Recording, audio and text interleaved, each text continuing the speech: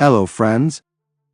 The 815th day of the war between Russia and Ukraine continues.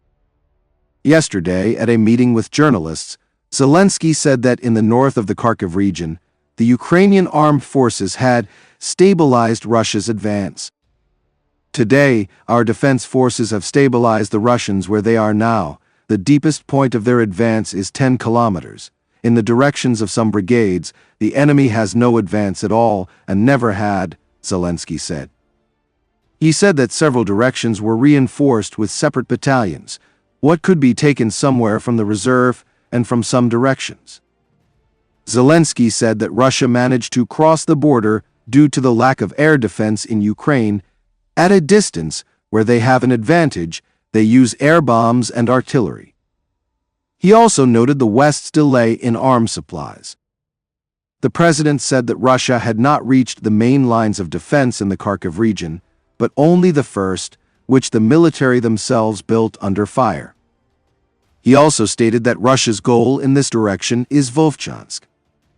In addition to the fact that they want the corresponding 10-kilometer zone, they always want to develop success if it exists, the president said.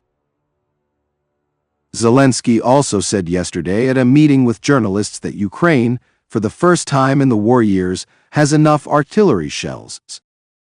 According to him, now not a single brigade is complaining that there are no shells.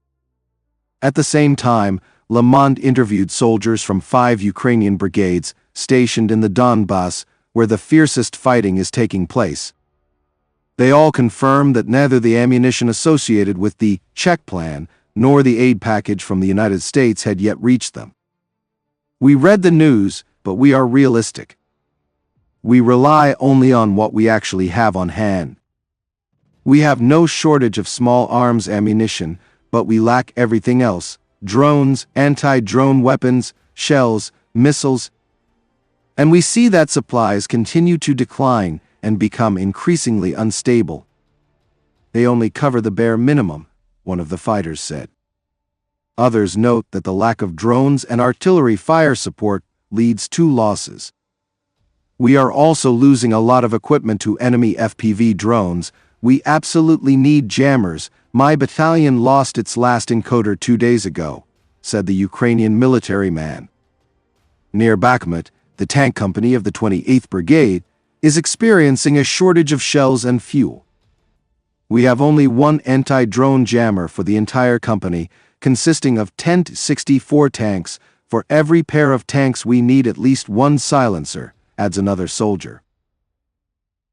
Commander-in-Chief Syrsky said yesterday that, with the offensive near Kharkiv, Russia has expanded the active front line by almost 70 kilometers to force the Ukrainian armed forces to use additional reserves. According to him, Russia wants to capture Vovchansk and then Bild in order to launch an offensive behind the Ukrainian troops. A defense breakthrough was prevented. But there will be heavy fighting ahead, and the enemy is preparing for this. Syrsky also visited the Sumy region, where a Russian offensive is also expected. In turn, Putin said yesterday that Russia currently has no plans to capture Kharkiv. He says that the offensive in the Kharkiv region is the fault of the Ukrainian authorities and a response to shelling of Russian regions. I said publicly that if the shelling of Belgorod continues, we will be forced to create a sanitary zone, Putin said. He claims that the Russians there are making progress every day, according to plan. The Washington Post, citing Ukrainian military officials, reported that Ukrainian Starlinks stopped working on the morning of the Russian offensive near Kharkiv. This happened for the first time in more than 2 years of war. The Washington Post blames the loss of communications on Russian radio-electronic interference. At some point we were left completely blind. This was the biggest problem. We didn't see how they moved. We only worked on the radio or on the phones where they were still working, said the commander of the drone unit with the call sign Artist. The day before, Ukraine's armed forces watched as Russia built up forces in border areas for a possible attack. But then, according to Artist, the drones just disappeared. Today, from reports from the General Staff, it follows that the Russians are already attacking Lyptsi. With the support of aviation, the enemy attacked in the areas of Lyptsi and northwest of Zelene. The battle continues in Vovchansk, the message says. I note that Lyptsi is one of Russia's key targets in this sector of the front, along with Vovchansk. The American Institute for the Study of War also confirmed that Russian troops approached Lyptsi from the northeast, advancing south of the recently captured Lukyansk.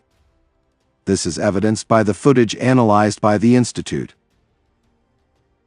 As for Vovchansk, the General Staff says that Russia continues to try to break through the defenses, but the situation in the city is controllable. The department also reported that in the city, Ukrainian units are strengthening their defense to improve the tactical situation. A Ukrainian military man with the call sign Alex wrote in the morning that the Russians had progress by several houses that were in the gray zone.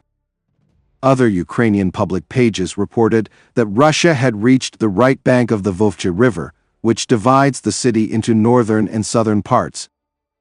A Ukrainian sergeant stationed near Vovchansk told the Wall Street Journal that Russian troops control the northern half of Vovchansk. Russian telegram channels claim that Russia has captured the village of Zaporizhzhia, west of Vovchansk, and is fighting for the city center.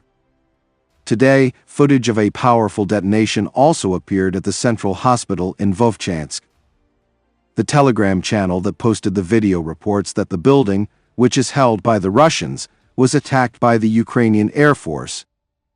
The Ukrainian telegram channel Deep State writes that the Russians have advanced inside the city and also captured the neighboring village of Avdiivka. The situation with Russia's offensive in the Kharkiv region is developing almost identically to the recent breakthroughs in Avdiivka, Ocheretyne, and near Chasiv Yar. The Russians find a weak spot in the defense and strike there.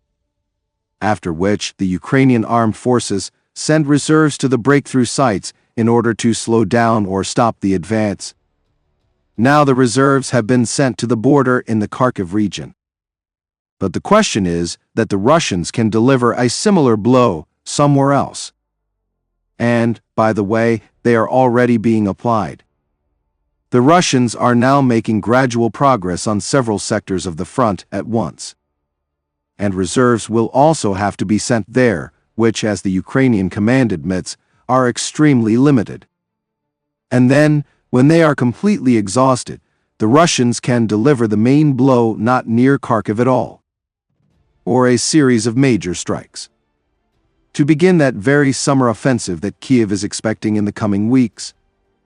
That is why the prevailing point of view in Ukraine and the West is that Russia's current actions on the border are not a full-fledged offensive, but a deceptive maneuver in order to draw back the reserves of the Ukrainian armed forces before the launch of a large Russian offensive. Moreover, reserves have to be sent in any case, otherwise the Russian army could actually enter Kharkiv. However, the question here depends on the ratio of the reserves of the armed forces of Ukraine and Russia. Has Russia accumulated enough troops for major offensive operations? This is not known for sure. But for now it can be stated that the Russian army has enough strength to break through the Ukrainian front here and there and take the initiative. And even without any general offensive, this tactic of 1,000 small cuts is very dangerous for the armed forces of Ukraine, since it bleeds the forces of the Ukrainian army, which, if the authorities cannot resolve the issue of a sharp intensification of mobilization, over time can lead to the collapse of entire sections of the front. Military columnist for the Bild newspaper Julian Repke writes today that the Russian army has captured the village of Robotyne in the Zaporizhzhia direction. He publishes footage of Russian troops settling in trenches on the northern outskirts of the village. Repke recalls that Robotyne was the only village that Ukraine was able to liberate in the direction of Tokmak during last year's counteroffensive. Previously, the Russian Ministry of Defense announced the capture of Robotyne, but the Ukrainian authorities denied the loss of the village.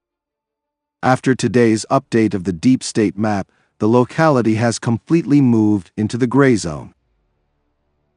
Friends, this channel exists solely thanks to your support. If you have the opportunity and desire to support the channel, I will be very grateful to you. Thank you very much and see you in the next video.